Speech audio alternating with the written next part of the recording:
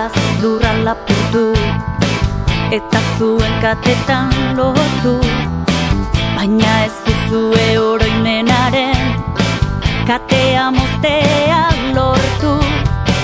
5.000 gorpu bakean bizi zen erreinuko lurrean. 5.000 arrazoi gehiago dira imperioaren aurrean. Isilarazi nahi gintu zuen, bihurtu arazi erdaldun, baina oraindik bizirik dago gure lingua nabarroro.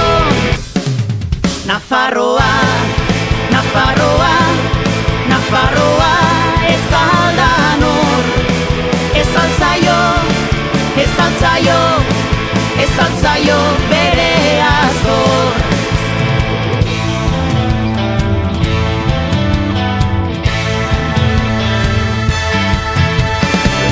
Anexio gisa saldu zenuten, konkista bat izan zena, belaunalditan transmititu da, liburutan falta dena.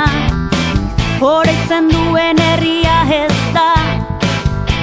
da biziatzera begira. Nafarroara garai berriak aurki etorriko dira.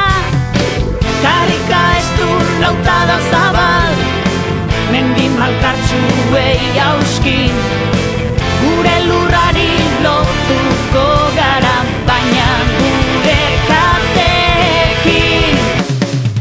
Nafarroa, Nafarroa, Nafarroa, ez alda nor, ez altzaio, ez altzaio, ez altzaio bere azor.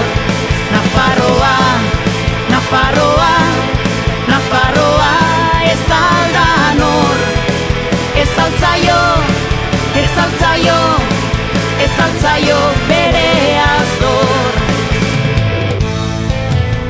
Nafar askatasuran eralde, Amaiurko etxarrian, borroka egin zutenei, betiko argia. Nafarroa,